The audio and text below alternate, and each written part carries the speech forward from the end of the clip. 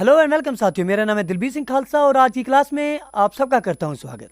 साथियों, आज की क्लास में हम एमसीक्यूज करेंगे on the topic of inflation. ये topic JKSLB accountant and finance, जिसे आप एफए के नाम से जानते हैं, as well as for the topic of JKSLB SI finance के लिए बहुत इंपॉर्टेंट होने वाला है।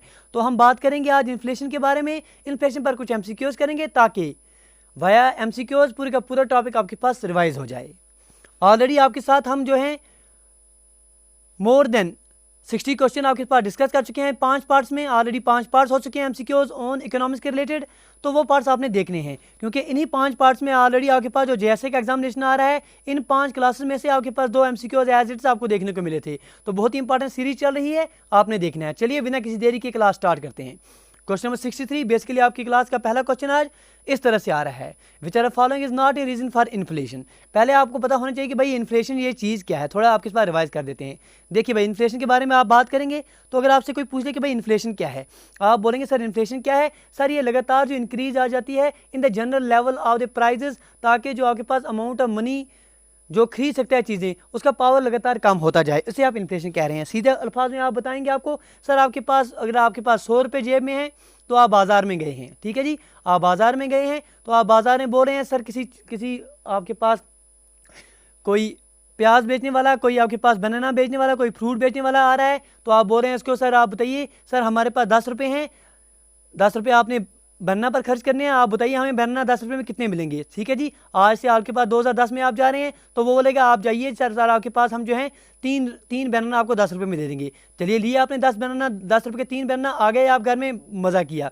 ठीक है जी, यही आप 2011 के पास चले गए तो आपको बात आ रही है कि आप हमें जो है ये बनाना जो है अब आपको 10 रुपये में नहीं मिलेंगे 3, सर आपको अगर 3 लेने हैं तो आपके पास 12 रुपये आपको देने पड़ेंगे। गोया 10 रुपये में आपके पास 3 से कम ही आ रहे हैं। ऐसा चलता चलता आप अभी हम 2020 में गए। 2020 में जब हम 10 रुपये लेके गए इसी बनाना वाले के पास, बोला हमने भाई आज से 2010 में आप हमें 3 बनाना दे रहे थे तो आज कितने देंगे। बोला भाई वो ज़माना गया, आज 10 रुपये के आपको मिलेंगे तो सिर्फ 1 बनाना मिलेगा। ठीक है, चलो हम एक से ही संतुष्ट रह गए। अभी आ गया हमारे पास टाइम द ग्रेट 2021। ठीक है जी, 10 रुपये हमारे जेब में है, हम लेके गए इस बनाना वाले के पास। मैंने बोला सर आपने लास्ट ईयर हमें 10 रुपये का एक बनाना दिया था, आज कितने में देंगे। आज बोलेंगे वो बोल रहा है ये 10 रुपये जो है जिस जेब से आपने निकाले हैं उसी जेब में डाल दिए, 10 रुपये का आज बनाना आपको कोई मिलेगा नहीं यहाँ।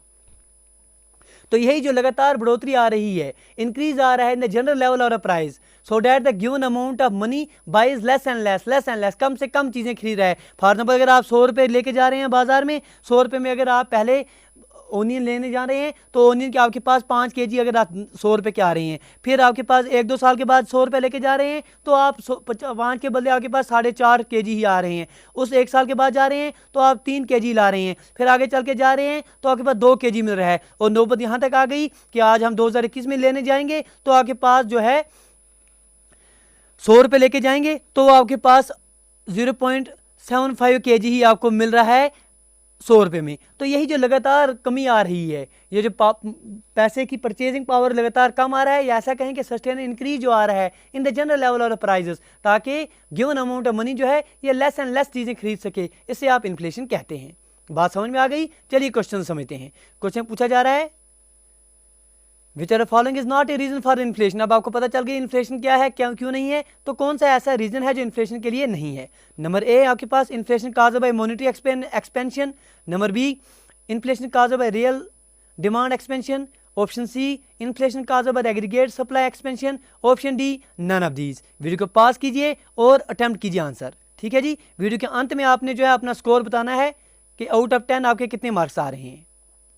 चलिए जी, अब देखिए, अगर आपके पास मॉनेटरी एक्सपेंशन हो रही है, अगर आपके पास पैसा ज़्यादा आ रहा है तो लाजिम बात है पैसा ज़्यादा आ रहा है तो इससे इन्फ्लेशन आपके पास बढ़ जाएगी, कोई दोहरा नहीं है। मॉनेटरी एक्सपेंशन हो रही है, पैसा बहुत सारा है, तो आप अगर आप बाज़ार में जा रहे हैं तो वहाँ आपको पास इन्फ्लेशन का कंसेप्ट देखने को मिलेगा। तो पहला ऑप्शन बिल्कुल ठीक आ रहा है इसके संबंध में, इन्फ्लेशन के संबंध में।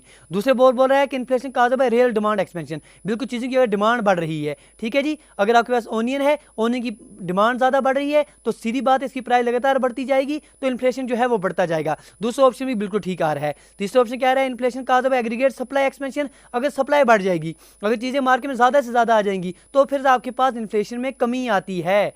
अगर इन्फ्लेशन में आपको बढ़ा रहे हैं, अगर इन्फ्लेशन के कंसेप्ट में आप में जाना है तो एग्रीगेट सप्लाई में जो है आपके पास कंट्राडिक्शन देखने को मिलता है, कंट्रैक्शन होना चाहिए आपके पास। क्या होना चाहिए? कंट्रैक्शन। जब चीज़ें आपके पास सप्लाई कम होंगी, आपके पास बाजार में जा रहे हैं, सर फ़ोन बेचने वाला एक ही कंपनी है, वो बहुत कम आपके पास मोबाइल फ़ोन ला रहा है तो इसकी प्राइस जो है वो बहुत ज़्यादा होगी। इसके बरकस आप जा रहे हैं बाजार में, मोबाइल बेचने वाले आपके पास बहुत सारी कंपनी है, सर इंडेक्स आ रही है, माइक्रोमैक्स आ रही है, एप्पल आ रही है, सैमसंग आ रही है, गूगल आ रहा है, आपके पास लिनोवो आ रहा है, माइक्रोमैक्स आ रहा है, बहुत मोटोरोला आ रहा है, बहुत सारे आ रहे हैं, बहुत सारे मोबाइल आ रहे हैं। तो इससे आपके पास इन्फ्लेशन में जो है वो कमी देखने को मिलती है। तो अगर आपके पास सप्लाई में कमी आ रही है, सप्लाई कंट्रैक्ट हो रहा है तो आपके पास इन्फ्लेशन कंसेप्ट देखने को मिलेगा। तो इसका इनकरेक्ट ऑप्शन इसमें से ऑप्शन नंबर सी आ रहा है और यही हमारा ऑप्शन सी जो है एज पर एमसीक्यूज ठीक बैठ जाएगा। चलिए क्वेश्चन नंबर 64 आपकी स्क्रीन के ऊपर इस तरह से आ रहा है, which are following types of inflation is also called top line inflation. अब देखिए इन्फ्लेशन के बहुत सारे टाइप्स हैं, आपके पास हेडलाइन इन्फ्लेशन एक टाइप आ रहा है, कोर इन्फ्लेशन एक टाइप आ रहा है, क्रोनिक इन्फ्लेशन आ रहा है और भी बहुत सारे टाइप्स आ रहे हैं। आपको टाइप्स ऑफ इन्फ्लेशन ये पढ़ने हैं, ये समझने हैं। पूछ रहा है कि आप हमें बताइए which are following type of inflation is also called top line inflation. आप देखिए टॉप लाइन इन्फ्लेशन क्यों कहते हैं इसको, क्योंकि ये चीज़ें जो हैं इनकी अगर बढ़ोतरी कमी आ जाएगी तो ये हमेशा आपके पास हेडलाइन बन जाते हैं। क्या बन जाते हैं? हेडलाइन। तो करेक्ट आंसर आपके पास हेडलाइन इन्फ्लेशन आ जाएगा। हेडलाइन इन्फ्लेशन में आपके पास क्या क्या आता है सर? अगर आपसे पूछे कोई हेडलाइन इन्फ्लेशन में क्या आएगा, सर आप बोलेंगे हेडलाइन इन्फ्लेशन में आपके पास मेनली फूड के आइटम्स हो गए और एनर्जी के रिलेटेड आइटम्स हो गए। आप देखिए आप टेलीविज़न खोलेंगे कभी भी, अगर आपके सब्जियों में, आपके जो फ्रूट्स हैं, आपके दालों में थोड़ी सी भी प्राइस बढ़ जाती है तो सुर्खियों में चिल्ला चिल्ला के आपके मीडिया रिप्रेजेंटेटिव जो हैं वो बोलते रहते हैं कि आज आलू जो है 50 रुपये केजी हो गए, चाहे कल हमारे पास 48 रुपये के थे, आज 50 के हो गए। वो चीख चीख के आपके बोल देंगे, देखिए सर आज हमारे पास दाल का केजी, परसों हमारे पास 110 केजी रुपये का था, आज हमारे पास 115 का हो गया। वो चीख चीख के बोलेंगे। इसके बरकत अगर आपके पास इलेक्ट्रॉनिक आइटम कोई फ्रिज है आपके पास, फॉर एग्जाम्पल फ्रिज अगर पिछले साल आपके पास 10,000 में आ रहा था, आज वही फ्रिज आपके पास 15,000 में आ रहा था, तो चीख चीख के ये नहीं बोलेंगे इस बात पर। क्यों? ये सर हेडलाइन सुर्खियां नहीं बनती हैं। जो ज़्यादा ग्राहक हैं, ज़्यादा लोग जो हैं इन चीज़ों पर ज़्यादा जोर देते हैं कि इन पर जो हेडलाइन सुर्खियां बन रही हैं। तो इसलिए हेडलाइन इन्फ्लेशन में आपके पास फूड के आइटम्स आ रहे हैं, एनर्जी के आइटम्स आ रहे हैं। ठीक है जी, तेल की प्राइसेस हो गए, बाकी चीज़ों के प्राइसेस बढ़ जाएँ, कम हो जाएँ तो चिल्ला चिल्ला के आपके पास मीडिया में रिपोर्ट आ जाती है। तो हेडलाइन इन्फ्लेशन में ये कंसीडर किए जाते हैं। आपके पास फूड प्लस आपके पास एनर्जी के जो आइटम्स हैं ये आपके पास हेडलाइन इन्फ्लेशन में आ रहे हैं, हमेशा के लिए याद रख दीजिए। And the same headline inflation is also known as top line inflation. याद हो गया? चलिए आगे बढ़ते हैं। क्वेश्चन 65 आपकी स्क्रीन के ऊपर आ रहा है, देखिए समझिए और आंसर दीजिए। क्वेश्चन पूछ रहा है which are following type of inflation is also known as underlying inflation. अभी आपने पढ़ लिया टॉप लाइन इन्फ्लेशन, अभी पूछ रहा है आप बताइए सर अंडरलाइंग इन्फ्लेशन क्या है? क्या हेडलाइन इन्फ्लेशन को कहेंगे? अभी तो पढ़ लिया सर, अंडरलाइन कहाँ है? ये तो हेडलाइन में आ रहा है, ये तो आपके पास टॉप लाइन में आ रहा है। क्या ये आपके पास सिंपल इन्फ्लेशन में आ रहा है, एगफ्लेशन में आ रहा है या नन ऑफ दीज? तो आप क्या कहेंगे इसका correct answer? Sir option number D, none of these. क्यों सिंपल इन्फ्लेशन में क्यों नहीं आ रहा है? इसको आप लेंगे, इसके लिए पर्टिकुलरली एक टर्म आपके पास आती है। देखिए अगर यहाँ पर ऑप्शन नंबर बी में, यहाँ बी की जगह पर आपके पास यहाँ दिया होता कोर इन्फ्लेशन। क्या दिया होता है? कोर इन्फ्लेशन, जो कि एक्चुअली में ऑप्शन यही था कोर इन्फ्लेशन, तो यहाँ प्रिंटिंग मिस्टेक है, सिंपल इन्फ्लेशन लिखा गया है, तो कोर इन्फ्लेशन होता है। तो इसका करेक्ट आंसर जो है कोर इन्फ्लेशन ही होता है।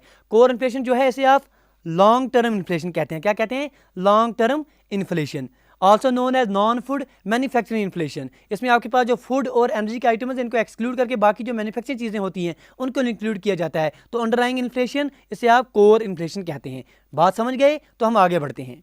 क्वेश्चन 66 आपके स्क्रीन के ऊपर इस तरह से आ रहा है, which are following is a state of economy why the process of inflation and deflation occur simultaneously. ठीक है जी, ऐसी स्टेट ऑफ इकोनॉमी जहाँ पर इन्फ्लेशन भी हो रहा है, डिफ्लेशन भी हो रहा है, तो दोनों एक साथ साइमल्टेनियसली हो रहे हैं, उसे आप क्या कहेंगे? एक्सलेशन कहेंगे। एक्सलेशन का कंसेप्ट हमारे पास एग्रीकल्चर के रिलेटेड आ रहा है, जो फूड के रिलेटेड आइटम्स आ रहे हैं उसमें आ रहा है।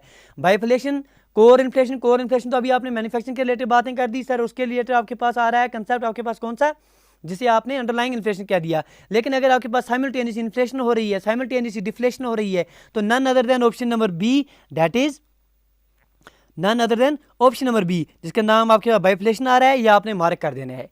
आगे बढ़ेंगे। क्वेश्चन नंबर 67 आपकी स्क्रीन के ऊपर इस तरह से आ रहा है, क्या पूछा जा रहा है? बताइए हमें, the decrease in the general price level of the goods and services is called. ठीक है जी, जो लगातार जो जनरल डिक्रीज देखने को मिलता है in the price level of, अगर आपके पास गुड्स एंड सर्विस हैं, इनकी प्राइस में लगातार जनरली आपके पास प्राइस में कमी देखने को मिलती है। फॉर एग्जांपल आप समझिए 2010 में आपके पास ये हमारे पास जो पेन है, जिस पेन से हम लिख रहे हैं, ये पेन 2010 में आपके पास 50 रुपये की आ रही थी। 2015 में हम गए, ये जो पेन है आपके पास, ये पेन जो है आपके 2012 में, चलिए देख लेते हैं, 2012 में ये आपको 40 रुपये में मिल रही है। हम 2014 में चले गए, ये हमें जो है ये भी 40 रुपये में ही मिल रही है, या 39 रुपीज़ भी मिल रही है। ठीक है जी, चलते चलते 2020 में हम चले गए तो ये पेन जो है हमें 15 रुपये में मिल रही है। 2021 में हम गए तो ये पेन हमें जो है 10 रुपये में ही मिल रही है। तो लगातार आपके पास प्राइस में डिक्रीज आ रहा है। तो इस कंसेप्ट को आप क्या कहेंगे? क्या आप इसे इन्फ्लेशन कहेंगे, क्या आप इसे डिफ्लेशन कहेंगे, क्या आप इसे क्रोनिक इन्फ्लेशन कहेंगे, या नन ऑफ दीज कहेंगे? आपके पास पूछा जा रहा है कि डिक्रीज जो आ रहा है, लगातार कमी जो आ रही है in the general price level of the goods and services, इसे आप क्या कहेंगे? It is known as deflation. इसे आप डिफ्लेशन कहते हैं। डिफ्लेशन क्या है सर? डिफ्लेशन का कंसेप्ट क्या है? अगर लगातार कमी आ रही है in the general price level of the goods and services, आपके पास कंसेप्ट आ जाएगा डिफ्लेशन। सर ये इन्फ्लेशन क्या है, इसके बारे में भी अगले एमसीक्यूज में बात करेंगे। जो आगे आएंगे एमसीक्यूज आगे, उनके इसमें रिलेटेड बात करेंगे। Question 68, a slow down in the rate of the increase of the general price level of goods and services in a nation's GDP over time is called। क्या पूछा जा रहा है? क्या आप हमें बताइए, जो स्लो डाउन आ रही है in the rate of increase in general price level, price level तो बढ़ रही है लेकिन उसकी जो प्राइस लेवल की जो रेट ऑफ इंक्रीज है उसमें कमी आ रही है, स्लो डाउन हो रहा है, of the goods and services in A national GDP over a time is called. क्या आप इसे डिसइन्फ्लेशन कहेंगे, इसे आप क्रोनिक इन्फ्लेशन कहेंगे, डिप्लीशन कहेंगे, या नन ऑफ दीज कहेंगे? तो इसका करेक्ट आंसर आपके पास क्या आ जाएगा? Option number A, that is disinflation. Sir इसका मतलब क्या है? डिसइन्फ्लेशन का मतलब क्या है आप समझिए। आपके पास कंसेप्ट है कि आपके पास चीज़ों की प्राइस जो है वो अगर आपके पास उसमें इन्फ्लेशन हो रही है लेकिन उसमें जो रेट ऑफ इन्फ्लेशन है उसमें कमी आ रही है। सर ये क्या बला होगी, ये समझिए। आपके पास हम बाज़ार में गए, सर हमारे पास 2015 में हम बाज़ार में गए, कोई पेन जो है हमारे पास, ये पेन हमारे पास 100 रुपये की मिल रही थी। ठीक है जी, आगे चलकर 2018 तक जब हम पहुंच गए तो ये पेन जो है हमारे पास 80 रुपये की मिल रही है। आगे चलकर 2020 में जब हम गए, यहाँ देख लीजिए फिर से आप, यहाँ हम डिसइन्फ्लेशन की बात कर रहे हैं। तो डिफ्लेशन तो हम समझा चुके हैं, डिसइन्फ्लेशन के बारे में बात करेंगे। 2015 में हम गए, 2015 में हमें ये पेन जो है, फॉर एग्जांपल आप ले रहे हैं कि ये पेन हमें 80 रुपीज़ में मिल रही थी। ठीक है जी, 2018 में आप गए तो आप ये पेन जो है, इस पेन में आप देख रहे हैं कितनी कीमत आ रही है, इसकी 100 रुपये की कीमत आ रही है। 2020 में आप गए तो इस पेन की कीमत जो है आपके पास 110 रुपये आ रही है। 2021 में आप गए, 2022 में अगर आप इसकी प्राइस देखेंगे आगे चल अगले साल में, अगर इसकी प्राइस जो है 112 रुपये ही आ रही है। अब देखिए यहाँ कितना बढ़ रहा है, 80 पर जो है आपके पास कितना बढ़ रहा है, 80 पर 20 बढ़ रहा है, मतलब 20 बढ़ रहा है 80 पर, तो आप क्या लेंगे? 20 बढ़ रहा है 80 पर तो आप क्या लेंगे? 25% की यहाँ पर आपके पास बढ़ोतरी हो रही है। ठीक है जी, यहाँ अगर आप देखेंगे तो 10 बढ़ रहा है 100 पर, सीधा सीधा 10% की बढ़ोतरी हो रही है। अगर आप यहाँ देखेंगे इसके बाद तो 2 बढ़ रहा है, किस पर 2 बढ़ रहा है? यहाँ देखिए सर, 2 का इंक्रीज हो रहा है आपके पास 102 का इंक्रीज हो रहा है आपके पास 110 पर, तो आपके पास ऑलमोस्ट तो लगभग 2% की आपके पास जो है ये बढ़ोतरी देखने को मिल रही है। तो आप देख रहे हैं कि कंसेप्ट क्या है कि आपके पास प्राइस में जो इन्फ्लेशन हो रही है लेकिन जो रेट ऑफ इन्फ्लेशन है वो लगातार कम होती जा रही है। तो इसी कंसेप्ट को आप जो है देते हैं नाम डिसइन्फ्लेशन का। बात पकड़ में आ गई? डिसइन्फ्लेशन क्या है sir? It is a decrease in the rate of inflation time is called disinflation. तो डिसइन्फ्लेशन क्या है सर? डिसइन्फ्लेशन में सिंपल अल्फाज, सीधे अल्फाज में कहेंगे it is a decrease in the rate of inflation. Inflation हो रही है लेकिन इसकी रेट ऑफ इन्फ्लेशन में जो कमी है वो देखने को मिलती है। Decrease in the rate of inflation is known as disinflation. बात पकड़ में आ गई तो हम आगे बढ़ेंगे। चलिए क्वेश्चन नंबर 69 आपकी स्क्रीन के ऊपर इस तरह से आ रहा है। If in an economy there is a situation where the inflation rate is high, अगर ऐसी सिचुएशन है जहाँ पर इन्फ्लेशन की रेट जो है वो बहुत ज़्यादा है, हाई है। द इकोनॉमिक ग्रोथ रेट जो है वो स्लो डाउन है, इकोनॉमिक ग्रोथ जो है वो बहुत कम है। इन्फ्लेशन जो है, इन्फ्लेशन की रेट बहुत ज़्यादा है, आपके पास जो ग्रोथ रेट है, ग्रोथ रेट की रेट बहुत कम है, और अनएम्प्लॉयमेंट जो है, अनएम्प्लॉयमेंट स्टडली हाई रह रहा है, अनएम्प्लॉयमेंट भी बहुत ज़्यादा है। आपके पास अनएम्प्लॉयमेंट जो है वो आपके पास बहुत ज़्यादा है, अनएम्प्लॉयमेंट बहुत ज़्यादा है। तो ये किस केस की आपके पास एग्जांपल है? ठीक है जी। तो क्या आप इसे स्टैग्नेशन कहेंगे, क्या आप उसे हाइपर इन्फ्लेशन कहेंगे, क्या आप इसे स्टैगफ्लेशन कहेंगे, क्या आप इसे नन ऑफ दीज कहेंगे? बेसिकली अगर आपके पास कभी ऐसा कंसेप्ट आता है, अगर कहीं पर भी कभी कभी आपके पास क्वेश्चन ऐसा पूछा जाता है कि आप हमें बताइए कि सिचुएशन ऐसी हो रही है कि आपके पास जो जीडीपी है, जो आपके पास जीडीपी है इसमें लगातार कमी आ रही है, जो अनएम्प्लॉयमेंट है, जो आपके पास अनएम्प्लॉयमेंट है उसमें लगातार बढ़ोतरी आ रही है, जो आपके पास अर्निंग आ रही है, जो अर्निंग है, जो कमाई आ रही है उसमें लगातार कमी आ रही है, जो इन्फ्लेशन है, इन्फ्लेशन में लगातार बढ़ोतरी आ रही है, तो इसका कंसेप्ट क्या आ जाएगा? इसको आप जो है स्टैगफ्लेशन कहते हैं। Stagflation is the combination of two words, that is stagnation and आपके पास इन्फ्लेशन। तो स्टैग्नेशन और इन्फ्लेशन में क्या होता है? आपके पास लगातार जो ग्रोथ रेट है वो लगातार कम होती रहती है, जो जीडीपी है उसमें कमी देखने को मिलती है, इसके बरकत अनएम्प्लॉयमेंट जो है वो लगातार बढ़ता रहता है। आपके पास जो कॉपरेटिव आपके पास इनकम है वो लगातार कमी आती रहती है, आपके पास जो इन्फ्लेशन है वो लगातार बढ़ती रहती है। तो स्टैगफ्लेशन क्या है? स्टैगफ्लेशन ऐसी सिचुएशन है जहां पर आपके पास इन्फ्लेशन रेट जो है हाई रहेगी, इकोनॉमिक ग्रोथ रेट जो है स्लो डाउन रहेगी, और अनएम्प्लॉयमेंट जो है लगातार बढ़ता रहेगा। तो correct answer option number C. चलिए क्वेश्चन नंबर 70 आपकी स्क्रीन के ऊपर इस तरह से दिया जा रहा है। इन 2021, ठीक है जी, ए पैकेट ऑफ चिप्स, 2021 की बात है, एक packet of chips contains 90 grams instead of 100 grams, this is a case है। ठीक है जी, एग्जांपल आप बताएंगे, आपको समझाएंगे सर ये क्या बला है। देखिए बात क्या है, आप सर 2018 की बात करते हैं, ठीक है जी, आप बाजार में गए, आपने किसी कंपनी का चिप्स लाया, ठीक है जी, अच्छा चिप्स था, बड़ा चिप्स आपके पास दे रहा था, तो आपके पास वो देखा आपने, बाजार दुकानदार को बोला सर कितने में मिलेगा, उसने बोला भैया 20 रुपये निकालो, आपको 20 रुपये में मिल जाएगा। चलिए आपने खुशी खुशी दे दिए। 2019 में आप गए, आपने यही पैकेट फिर से बोला दुकानदार को, भैया ये पैकेट कितने का है चिप्स का, उसने बोला भैया आप 20 रुपये निकालिए, आपको 20 रुपये मिल जाएगा। चलिए हम 2020 में गए, कोरोना काल आ गया था, हमें लगा सर चीज़ें तो महंगी हो रही हैं। यहाँ 2019 में हमने देखा इसमें सर चीज़ें बाकी लग रही हैं, आटा लग रहा है सर, इसमें चिप्स में हमारा मसाला लग रहा है, बहुत चीज़ें लग रही हैं, तो बहुत हमने सोचा होगा कि 1-2 रुपये बढ़ गया होगा, लेकिन सर फिर भी आपके दुकानदार जो हैं वही 20 रुपये में दे रहे हैं। आपने देखा होगा ऐसे चिप्स आपको मिल रही हैं। 2020 में आप गए, आपने बोला अब तो कोरोना बढ़ गया होगा, अभी मुझे लगता है जेब में 20 के बदले 25 रुपये तक ले जाने पड़ेंगे चिप्स लेने के लिए। आप गए बाजार में, उठाया वही चिप्स का पैकेट, बोला भाई ये कितने में मिलेगा, दुकानदार ने बोला भाई आप जाइए 20 रुपये दीजिए और ये चिप्स ले लीजिए। हैरान हो गए, दंग हो गए, आप परेशान हो गए, भाई ऐसा क्या चल रहा है, ऐसा क्या मसाला कंपनी क्या क्या कर रही है, इतने ऐसा कैसा वो समाज सेवा कर रही है कि आज 2018 में भी 20 रुपये में दे रहा था, 2019 में भी 20 रुपये में दे रहा था, 2000 आपके पास 21 में चले गए आप। अब तो आपको पता था कि ज़बरदस्त खसारा हो गया है चीज़ों में, क्योंकि पिछले साल से जो है कोरोना ने ख़त्म कर दिया है। अब तो आप 30 रुपये जेब में लेके गए थे, लेकिन दुकानदार ने फिर से बोल दिया भाई आप जाइए 20 रुपये दीजिए और आप ऐश कीजिए, आपको चिप्स का पैकेट मिल जाएगा। फिर क्या करते आप तो दंग हो गए, भाई क्या करेंगे, ये तो कुछ ना कुछ तो मसला है। इतनी कंपनी इतनी नेक दिल कहाँ कैसे हो गई कि जो 18 में आपको 20 रुपये में दे रहा था वो 2021 में भी आपको 20 रुपये में ही दे रही है। तो फिर आप क्या करेंगे, आप इसको जांच पड़ताल करेंगे, देखेंगे भाई इसने कुछ इनग्रेडिएंट जो इसमें है कुछ इसमें बढ़ोतरी कमी मत कर दी है। आप देख रहे हैं, खा रहे हैं, आपने देखा नहीं सर टेस्ट तो वही है जैसा टेस्ट हमें पहले मज़ा आ रहा है, टमाटो टेस्ट उसमें लगा था, आनंद आ रहा था, वही टेस्ट अभी भी आ रहा है, तो फिर मसाला क्या है। फिर आपने देखा कि भाई खेल तो यहाँ खेला जा रहा है कि जो आपके पास 20 रुपये का पैकेट पहले मिल रहा था उसमें आपके पास जो है 2018 में आपके पास 140 ग्राम आपको मिल रहे थे उस पैकेट में। 2019 में आप गए तो वहां पर आपके पास सर 120 ग्राम ही आ रहे हैं। 2020 में तो कोरोना ने आपका बुरा हाल कर दिया था, आप तो सर 95 ग्राम पर ही पहुंच गए थे। और 2021 में जब आप आए आपने पैकेट वही लिया तो आपके पास केवल और केवल 85 ग्राम आपको उस पैकेट में मिल रहे हैं।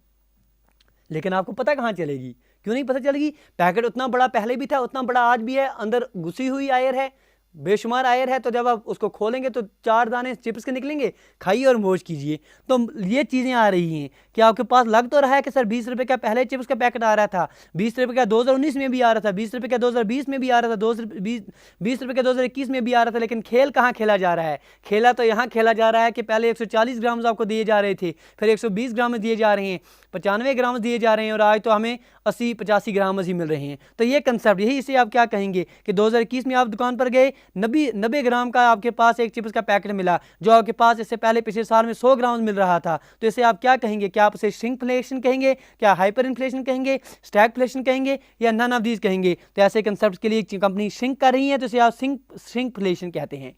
मुझे नहीं लगता आप ये जिंदगी भर आप भूलेंगे। चलिए क्वेश्चन नंबर 71 आपके स्क्रीन के ऊपर बिल्कुल इस तरह से आ रहा है। Which are the following is not true about CPI। Sir ये CPI क्या है? CPI आपके पास कंज्यूमर प्राइस इंडेक्स है। कंज्यूमर प्राइस इंडेक्स के बारे में सर कुछ बताइए। चलिए बताते हैं सर। आपके पास ये आपके पास खेला खेलेंगे CPI का। CPI क्या है सर? Consumer price index. ये क्या चीज़ है सर? ये समझिए आप ये क्या चीज़ है।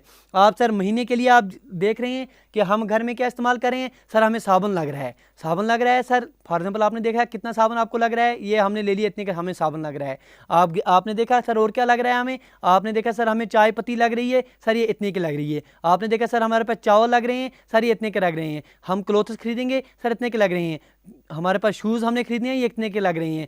हमने जो है बाकी ट्यूशन का कंसेप्ट देखना है, बाकी चीज़ें देखनी है, लैपटॉप हमने खरीद लिया, बाकी इलेक्ट्रॉनिक चीज़ों पर हमने खर्चा करना है। तो महीने में पूरे का पूरा जो है एक चीज़ फॉर एग्जाम्पल कुछ टाइम पीरियड में हमने देख लिया कि हमें कितना खर्चा लग रहा है, क्या चीज़ें हैं। ये सारी की सारी चीज़ें हमने एक बास्केट में डाल दी। ठीक है जी, हमें साबुन लग रहा है, ये लग रहा है, एक्स्ट्रा लग रहा है, वगैरह लग रहा है, जो चीज़ लग रहा है हमने डाल दिया। ये पैकेट हमने डाल दिया। इस प्राइस की जो आपके पास क्या कंसेप्ट आ जाएगा, इससे आप ये पैकेट आपको कितने में पड़ रहा है, क्या पड़ रहा है, इससे आप कंज्यूमर प्राइस इंडेक्स कह रहे हैं।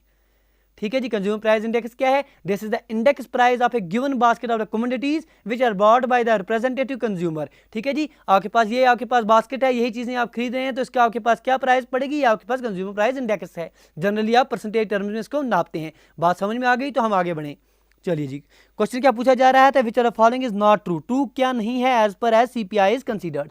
पहली चीज बोल रहा है the goods purchase by the consumer do not represent all the goods which are produced in a country. बात तो बिल्कुल सही है सर। सारे के सारे चीज़ें कहाँ आएंगी सर? आपका बास्केट है, आपके बास्केट में क्या आएगा सर? साबुन आएगा। आपके बास्केट में आपके पास चाय पत्ती आएगी, राइस आएगा, बाकी चीज़ें जो आप घर में इस्तेमाल कर रहे हैं। इसके बरकस देश तो सर बेशुमार चीज़ें प्रोड्यूस कर रहा है, गाड़ियाँ प्रोड्यूस कर रहा है सर। आपके पास एप्पल के चीज़ें आ रही हैं, आपके पास लैपटॉप्स आ रहे हैं, आपके पास हवाई जहाज़ आ रहे हैं, बहुत सारी चीज़ें देश में प्रोड्यूस हो रही हैं। सारी की सारी चीज़ें तो आपके कंज्यूमर प्राइस इंडेक्स में नहीं होंगी। तो यही कह रहा है कि जो goods purchase by the consumer, इसमें वो सारी चीज़ें नहीं आती हैं जो सारी की सारी कंट्री में प्रोड्यूस की जाती हैं। तो ये बात तो बिल्कुल सही है, इसमें कोई दो राय नहीं है। चलिए आगे बढ़ेंगे। CPI include the price of goods consumer by the representative consumer, has it include the price of the imported goods. सीधी बात है, कह रहा है कि जो CPI है इसमें हम वो चीज़ें लेते हैं जो कंज्यूमर इस्तेमाल करता है, फिर चाहे वो आपके पास देश के बाहर से आए हों या देश के अंदर से आई हों चीज़ें, जो भी चीज़ें वो इस्तेमाल करता है सारे के सारे आपके पास कंज्यूमर प्राइस इंडेक्स में आ जाती हैं। तो वही कह रहा है कि CPI जो है इसमें वो सारी चीज़ें आती हैं जो कंज्यूमर इस्तेमाल करता है, इसीलिए आपके पास जो चीज़ें इंपोर्ट करके खरीदी होंगी वो भी आपके पास CPI में आ जाएंगी। ठीक है जी, हमने पढ़ लिया, ये हमने समझ लिया। ये क्यों पढ़ रहे हैं हम? क्यों पढ़ रहे हैं? इसके लिए क्योंकि जो आपके पास GDP डिफ्लेटर होता है, जो बेसिकली आपके पास रेशियो आता है किसका? नॉमिनल GDP का और रियल GDP का। उसमें आप सिर्फ वही चीज़ें लेंगे जो आपके पास देश के अंदर प्रोड्यूस हो रही हैं। GDP डिफ्लेटर में आप बाहर की चीज़ें नहीं ले रही हैं, तो CPI में जो है हम आप बाहर की चीज़ें भी कंसीडर कर सकते हैं। तो ये बात सच है, बिल्कुल सच, शुद्ध प्रोसीजर सच है। ले लिया। तीसरा ऑप्शन बोल रहा है the weights are varying in CPM। हाँ, CPI में चीज़ें जो है वेरी कर रही हैं। कहाँ वेरी कर रही हैं सर? आपके पास तो फिक्सड बास्केट है, इस बास्केट में जो चीज़ें आपने डाली वो आपके पास फिक्सड बास्केट आ गया। इस बास्केट में आपके पास जो भी चीज़ें हैं इनका वेट जो है वो कांस्टेंट रहता है, वो फिक्सड रहता है, तो वेरी कहाँ करेगा? ठीक है जी, तो weights are constant in the CPI। यहाँ कह रहा है कि weights are varying in the CPI, तो आपका correct answer option number C इसका as per as the question number 71 is considered. चलिए आगे बढ़ेंगे। क्वेश्चन नंबर 72 आपकी स्क्रीन के ऊपर इस तरह से आ रहा है। चलिए एक और क्वेश्चन आपके साथ कर लेते हैं, तो इस क्लास को यहीं तक रखेंगे।